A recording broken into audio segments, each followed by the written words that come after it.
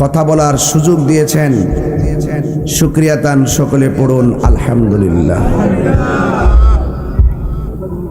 লাখ কোটি দরুদ ও সালাম ওই নবীজি নূরানি কদম মোবারকে, যিনি হায়াতুন নবী, নূর ও নবী, গায়েবের খবর দেনেওয়ালা হুজুরপুর নূর সাল্লাল্লাহু আলাইহি ওয়াসাল্লামের উম্মত হিসাবে আল্লাহ পাক আমাদের সকলকে কবুল করেছেন। এই জন্য শুকরিয়া দান আবারও পড়ুন আলহামদুলিল্লাহ। আমি এই মুহূর্তে সিলেট থেকে আসছি।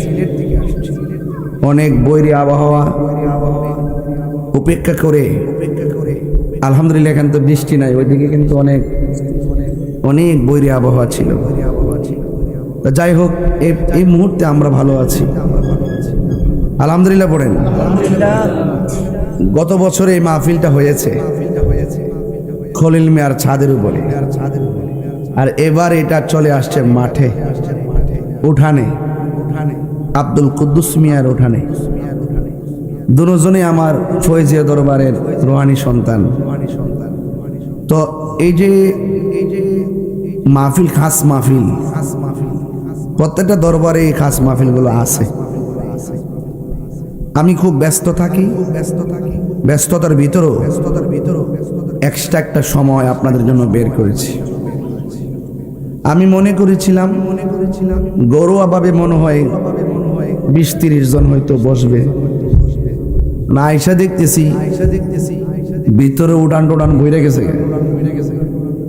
অসংখ্য মানুষ। আপনারা পুরা মাহফিলের বড় আয়োজনের মতন হয়ে গেছে। এটা তাহিরের প্রতি প্রেম না, এটা মদিনাওয়ালার প্রতি প্রেম। আমরা সবাই নবীর পাগল, কথা কি সঠিক? এই একটা প্লাস্টিকের চেয়ার দাও, আমি এসে বসে আরাম করে বসে দাও, একটা চেয়ার দাও। ভাইরা আমার, আজকে আপনারা এখানে এসেছেন, আমার কাছে খুব ভালো লাগতেছে। কবরবাসীর স্মরণে আজকের এই প্রোগ্রাম, খাস মাহফিল না, তালিম তারবিয়াত দরবারে তালিম তারবিয়াতের মাহফিলটা হলো অন্যান্য মাহফিলের চাইতে একটু ভিন্ন। এখানে একটু আত্মশুদ্ধির কথা বলা হবে। এখানে দুনিয়া চিনার আগে নিজেকে চিনার সবক দেওয়া হবে। নিজেকে চিনার সবক। যেই ব্যক্তি নিজেকে নিজে চিনতে পারছে, সেই ব্যক্তি আমার আল্লাহকে চিনতে পারছে। আমার ভিতরে কিডনি আছে না? কথা কয় না। বাল্ব আছে না? হাড্ডি আছে না? গোশত আছে না? রক্ত আছে না? মগজ আছে না? ভিতরে যে পার্টসগুলো আছে আমরা অনুভব করি, ঠিক না? মেশিনে যখন কি করে, পরীক্ষা করে, সবগুলা জিনিস ধরা পড়ে। কিন্তু আমার বডির ভিতরে একটা গোশতের টুকরা আছে। কিসের টুকরা? এই গোশতের টুকরাটা আবার শরীরে অন্যান্য গোশতের টুকরার মতো না, এটা আলাদা। এই টুকরাটার নাম হলো ওয়াহিয়াল কালব। টুকরাটার নাম হলো কালব। টুকরার নাম কি? কালব। আমি আসার আগে প্রতিমধ্যে কিছু হালকা খাইছিলাম, খাওয়ার কারণে এখন আইসা খাইছি না। ওই যে খাইয়েছি, শরীরে একটু শক্তি আছে।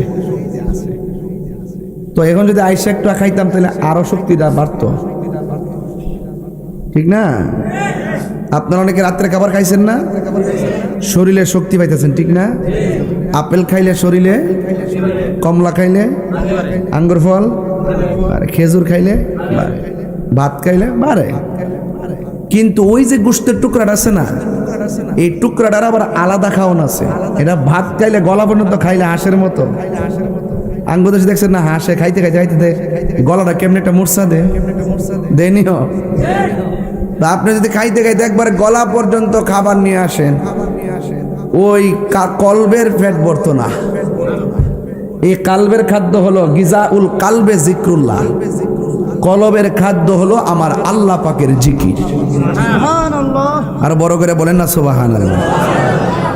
হ্যাঁ, বসে আমার ভাইয়েরা, অনুরোধ অনুরোধ অনুরোধ একদম অনুরোধ করে বলি, আগে আমরা নিজের চিনি, ঠিক আছে কিনা? আচ্ছা কুরবানি গেছেনি? কথা কয় না। যখন গলার মধ্যে ছুরিটা চালাই দিছেন, তখন গরুটা যখন দম গেছে, যাওয়ার পরে কি করছেন? সুলাইছেন। দমটা গেছে মানে কি? যতক্ষণ দম আসিন হাত পা লড়ছে, কিন্তু দম যাওয়ার পরে আর হাত পাও। আচ্ছা বলেন তো, আমার ভিতরে রুহুটা আসেনি? গরুটার ভিতরে ছিল নি? এখন এই যে গরু কাটলেন, মহিষ কাটলেন, এত তন্ন তন্ন কইরা সব আলগা করলেন, রুহুটারে বিচারে পাইছেন নি? কোন জায়গাত আসিন ওই জায়গাটা পাইছেন নি? কলিজা তো ঠিকই পাইছেন, এবং ফেফসা তো ঠিকই পাইছেন, গোশত তো ঠিকই পাইছেন। কোন জায়গায় রুহুটা থাকে, আমাদের কোন জায়গায় রুহুটা থাকে এটা খুঁজে পাইছেন নি? তাইলে বোঝা গেল রুহুটা আসিল, রুহুটা গেছে গা। এই জন্য আল্লাহ কোরআনে বলছেন, ইয়াস আলুনাকা আনির রূহ কুলির রূহ মিন আমরি রাব্বি। হে বন্ধু, আপনাকে কেউ যদি বলে রুহুটা কি, আপনি বলবেন রুহুটা আল্লাহর আদেশ মাত্র।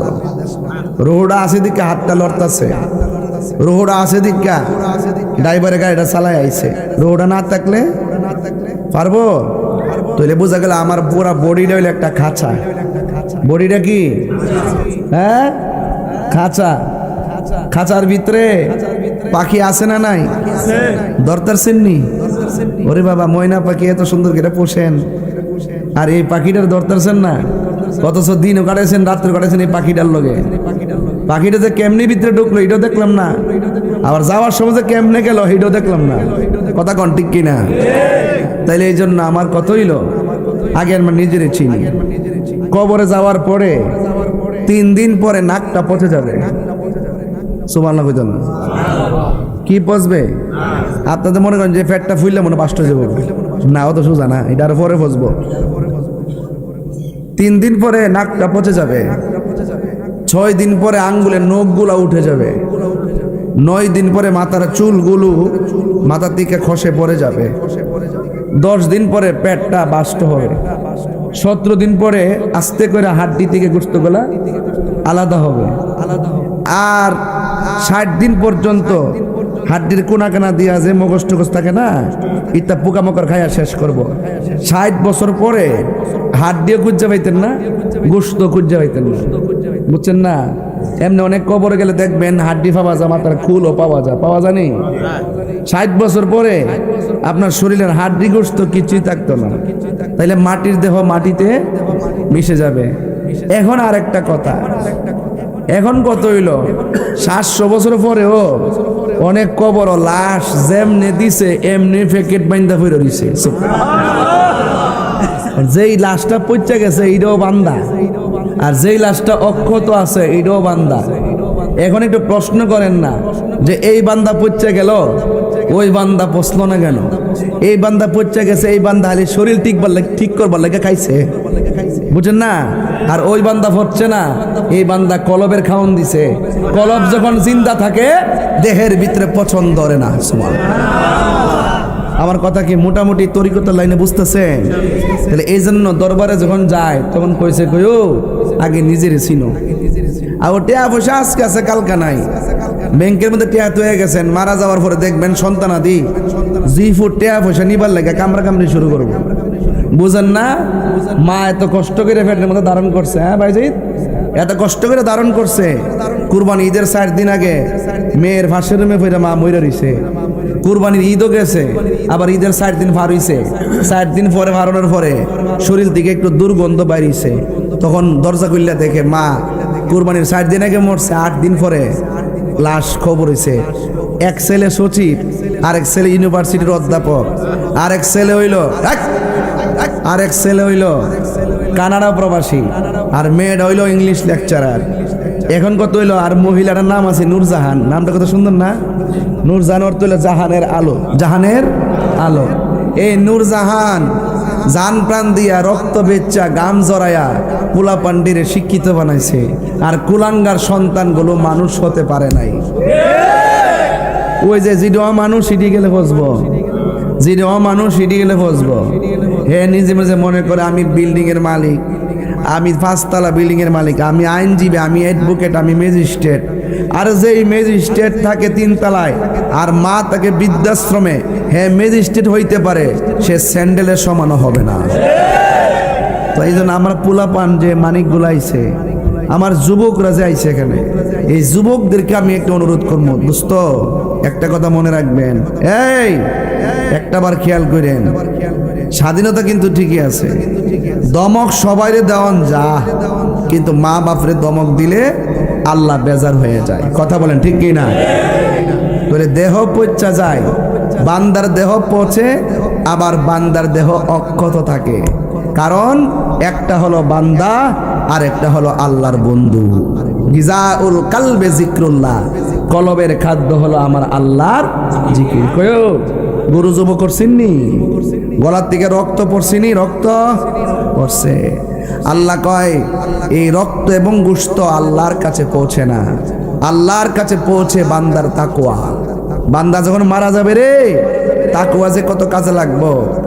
আপনি মনে করতেছেন যে কুরবানি বুঝে হুদুহুদি কেটা কইছে, কুরবানির মতো নিয়ামত কিছুই নাই। হাসরের মাঠটা যেদিন কায়েম হবে, পুলসিরাতের উপরে যেই দিন জাহান্নামের উপরে যে রাস্তাটা থাকবে, এই রাস্তাটার নাম হইল ফুলসিরাত। রাস্তাটার নাম কি? আমার সাথে একটা কথা কয়েন বাজান, রাস্তাটার নাম কি? জাহান্নামের উপরে রাস্তাটা থাকবে। আল্লাহর হাবিব বলেন এই রাস্তাটা চুলের চাইতে চিকন হবে, হীরার চাইতে ধারালো হবে। রাস্তাটা হবে চিনের চুলের চাইতে চিকন, নিচে থাকবে জাহান্নাম, জাহান্নামের আগুন অনেক কালো। এখন জাহান্নামের গভীরতা কত? একদিন আমার নবী সাহাবায়ে কেরামদেরকে নিয়ে কথা বলতেছেন, ওয়াজ করতেছেন, হঠাৎ করে একটা বিকট আওয়াজ হলো। সাহাবায়ে কেরাম বলেন, ইয়া রাসূলুল্লাহ, এত বড় আওয়াজটা কোথায় থেকে হলো? তখন আমার নবীজি বলেন, আজ থেকে 70,000 বছর আগে। সুবহানাল্লাহ কইতে গেলে তাহলে বোঝা যায় আমার নবী 70,000 বছর আগের খবরও। আর আমরা দি 5 দিনে কিতান দেখাইছি, দুপুরে ইডি মন নাই, আবার কই নবী বলে আমরার মতন বেফতারের গোষ্ঠী। এদের কপালের মধ্যে ইমান নাই, ইমান নাই। কথা কোন ঠিক না বেটি? আচ্ছা এইগুলো একটু পরে কমু, আগে একটু খেতলা আলবায়া লই, আলবায়া মইটা দিলে মোটামুটি দামটা লাগান যাবো, ঠিক নি? কথা কি বুঝাইতে পারতেছে আপনারা? আমার কথা কি বুঝতেছেন আপনারা? আপনারা জানেন না আমি কোন তালের বক্তা। ইমান না থাকলে যদি কপালে দাগ পরে কোনো লাভ হইব নি? 52 বার হজ করলে লাভ হইব নি? মা বাপরে কান্দায়া খানায় কাবা তাওয়াফ করলে লাভ হইব নি? ফির মুড়ি সোজা জিনিস না, নসিবও লাগে, ঠিক নি? নসিব লাগে, নসিব লাগে। এই জন্য দয়াল যা আপনাকে বলবে, যে সবকগুলো দিবে, এগুলো আপনি পালন করবেন। বুঝতে পারছেন? আমরার মুর্শিদ আছে না নাই? আমরার মুর্শিদ আছে, আমরার মুর্শিদও আছে। এইভাবেই 1,500 বছর ধরে এই পর্যন্ত আসছে। তো রাসূলুল্লাহকে প্রশ্ন করে, নবী গো, এত বড় আওয়াজটা কই থেকে আইলো? আল্লাহর হাবিব বলেন যে আজ থেকে 70,000 বছর আগে এই দুনিয়াটা যত বড়, এর চাইতে 70 গুণ বড়। কয় গুণ কইছি? 70 গুণ বড় একটা পাথর আল্লাহ পাক 70,000 বছর আগে জাহান্নামের মুখে ছাড়ছিল। এই পাথরটা আজকে যাইয়া জাহান্নামের তলদেশে পড়ছে। তাহলে জাহান্নামের গভীর হইল 2 হাত, ঠিক কিনা? হ্যাঁ, সাইরা দিলে উস থাকবো নি? জিনতপুরে চুলার মধ্যে লাকড়ি দিয়ে আগুন ধরানি, তো চুলার আগুন ধরায় লাকড়ি দিয়া, আর আল্লাহ পাক জাহান্নামের আগুন ধরাইব মানুষ দিয়া। এখন এই জাহান্নামটা বানাইছে উইদ্দাত লিল কাফিরিন। আল্লাহ বলছেন আমি জাহান্নামটা বানাইছি কাফেরের জন্য। ভালো কথা, তাহলে কাফের তো জাহান্নামে নিচে থাকার কথা। আল্লাহ কয় না, জাহান্নামের সবচেয়ে নিচে থাকবো মুনাফিক। আঙ্গুদেশে মুনাফিক তো নাই, আর জোর গান আসেনি, আর কথা গান আসেনি। তো জাহান্নামের ঠিকানা কি উপরে না নিচে? নিচে। এই জন্য মুনাফিকি কইলেন না। মুনাফিক কারে কো জানেননি?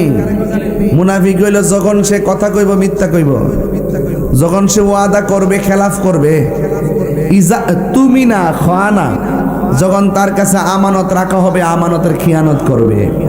তাই আমরা কি মুনাফিক না মুমিন? আরো বড় করে মুনাফিক না মুমিন? মুমিন। এই জন্য পুলসিরাতটা যখন কায়েম হবে জাহান্নামের উপরে, এই জাহান্নামের ভিতরে 7টা গেট হবে। কয়টা গেট হবে?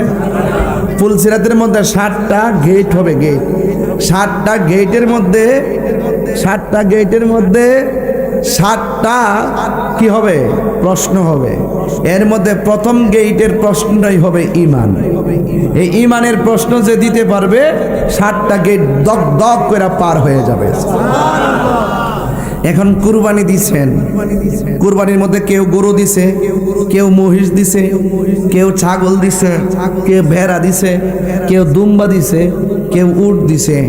হরিণ দন যাইবনি? কথা গণ কিরে, হরিণের গোশত খাওয়ান যাইবনি?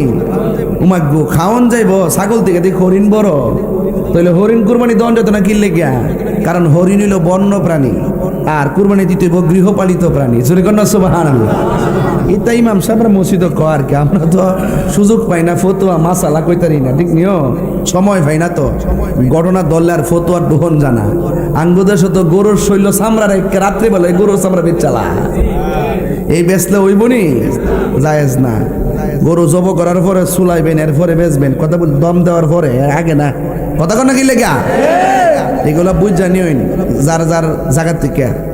এরপরে আসেন একটু সামনে যায়, গরুটা যে জব করছেন, অনেকের ঘরে তো গরু খায়া শেষ, ঠিক নি না? এখনো ফ্রিজের ভিতরে আছে?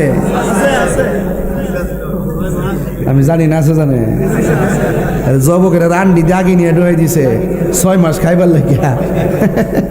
কথা কন ঠিক না বেডি?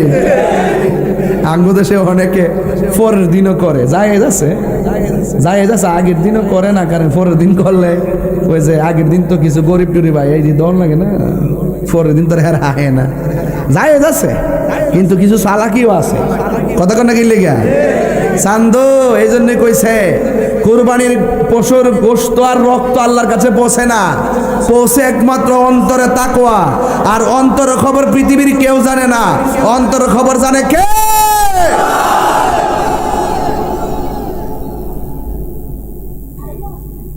গরু ফ্রিজের ভিতরে নাচতেছে, হ্যাঁ খাইতো গামলা বইরে, অথচ খালাম্মার বাড়ির খবর লো না, ফুফুর বাড়ির খবর লো না।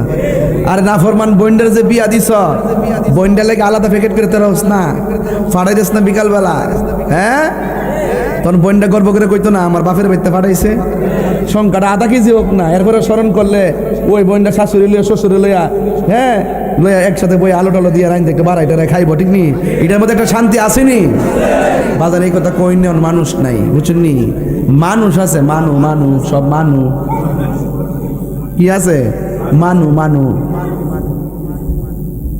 এটি খাস মাহফিল। আসল কথা রসুল বলতেছেন যারা কুরবানি করছে পশুটার একটু মোটা তাজা দেখে কইর, কে রে বেশি গোস্ত হইব এর লাগিয়া না। আল্লাহর হাবিব বলেন তোমরা মোটা তাজা দেখি করো, কুরবানি করো। হাসরের ময়দানে যেদিন কায়েম হবে পুলসিরাত, ওই পুলসিরাতটা জাহান্নামের উপরে থাকবে রে। আমার নবী বলেন এই দুনিয়ায় যারা ওই মোটা তাজা শক্তিশালী দেখে পশু ক্রয় করবে, ওই হাসরের ময়দানে পশুর পিঠের মধ্যে বসে বসে কোরবানি দাতারা পুলসিরাত পার হইয়া জান্নাতের ভিতরে ঢুকে যাবে।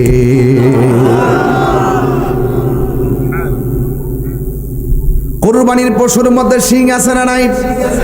পায়ের মধ্যে খুর আছে না নাই?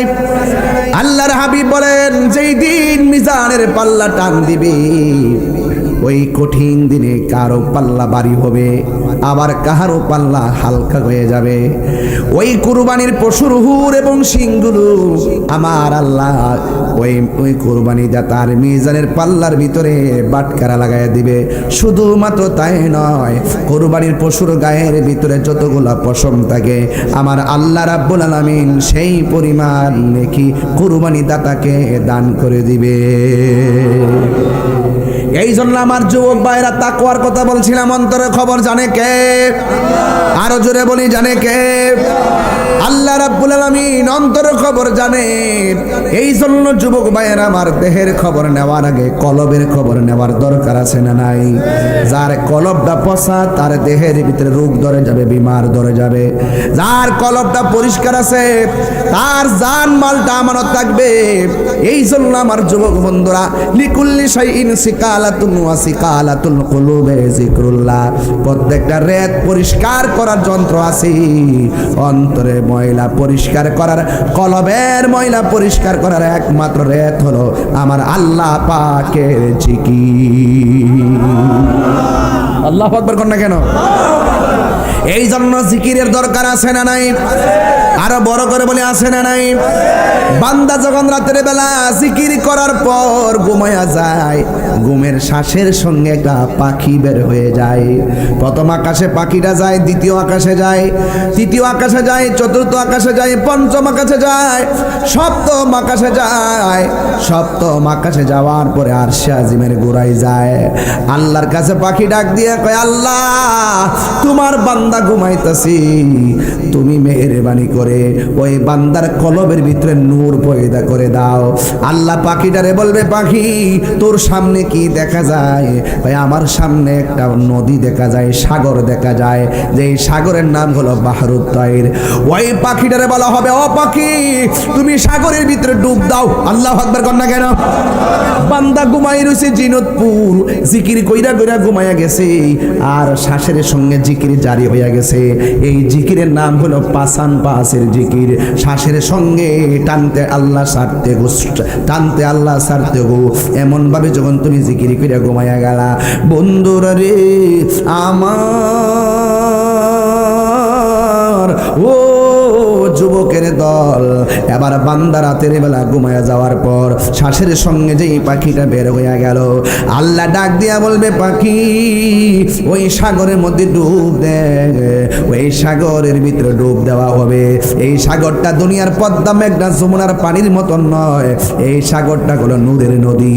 ওই নদীর ভিতরে পাখিটা যখন ডুব দিবে, 70 গজ পানির নিচে পাখিটা ঢুকে যাবে। আল্লাহ বলবে, ও পাখি, আল্লাহু আকবার কোন, তুমি নিচ থেকে উপরে উঠে যাও। এবার পাখিটা নিচ থেকে উপরে উঠে দুইটা ডানা ছড়াবে। আল্লাহ বলবে, পাখি তোমার ডানাগুলা লাড়া দাও। এই ডানাগুলা যখন নাড়া দিবে, তখন ওই পাখির ডানা থেকে 70,000 পানির ফোঁটা পড়বে। আল্লাহ রাব্বুল আলামিন প্রত্যেকটা পানির ফোঁটা থেকে প্রত্যেকটা ফেরেশতা আল্লাহ বানাইব।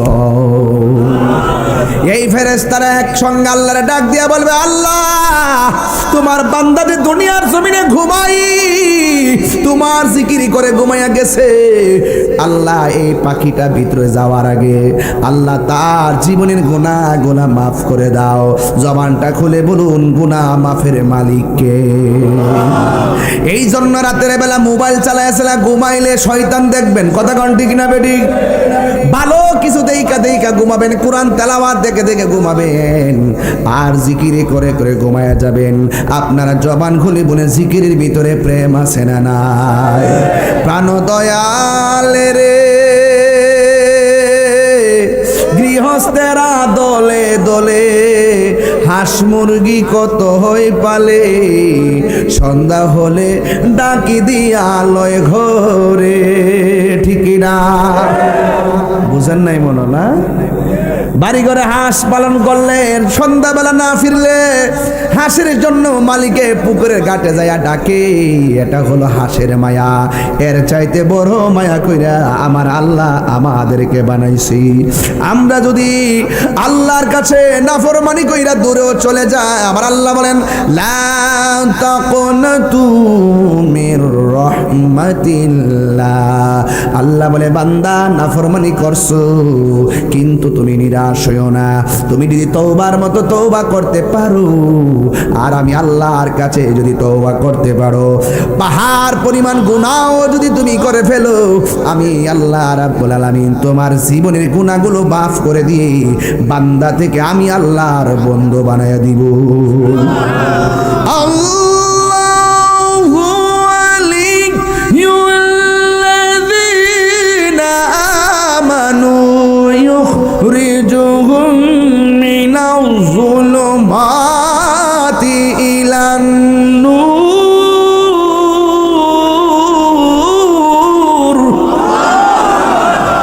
অন্ধকার থেকে আলোর পথে নিয়ে আসার মালিককে আরো বড় করে বলো কে? আল্লাহ কি দুইজন নাই একজন?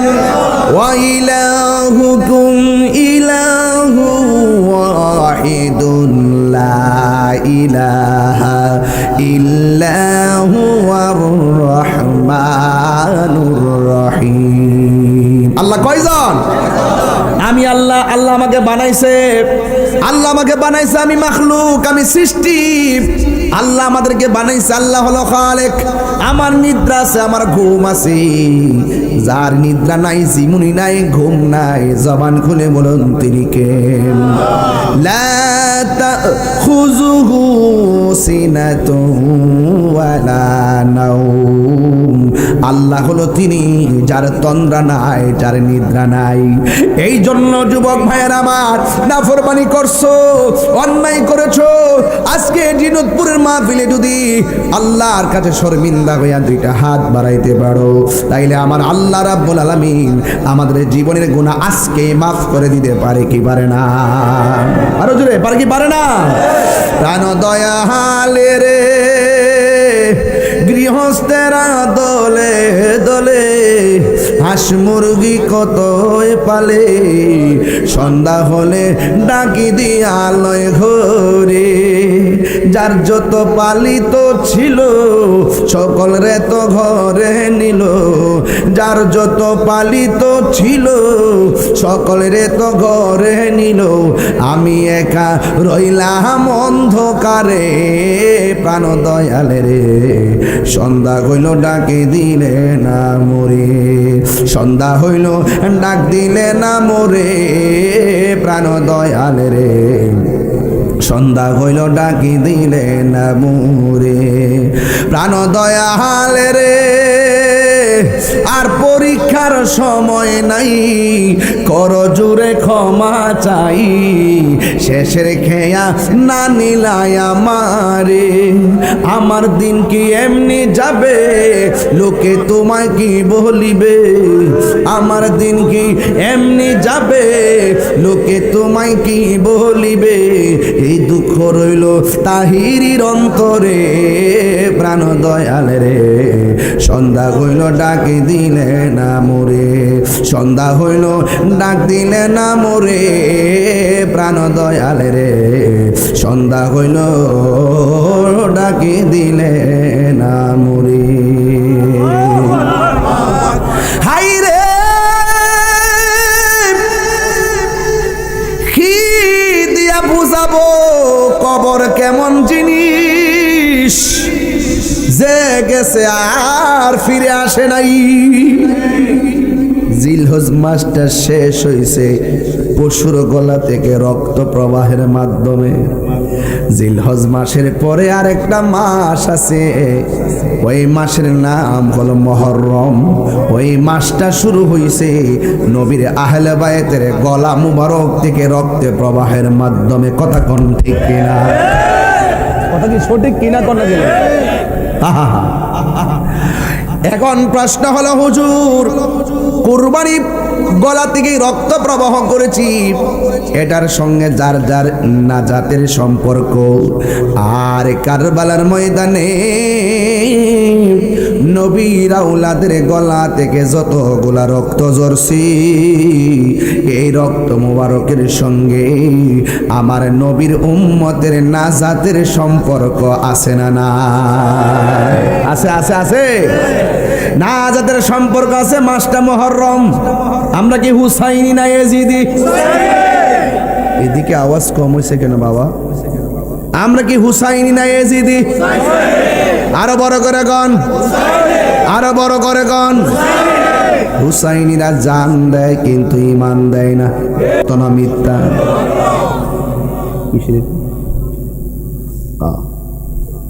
আমার ভাইয়েরা, ও বন্ধুরি, মুহররমের মাস এসে গেছে। সুবহানাল্লাহ। হাদিস শরীফের মধ্যে দেখেছি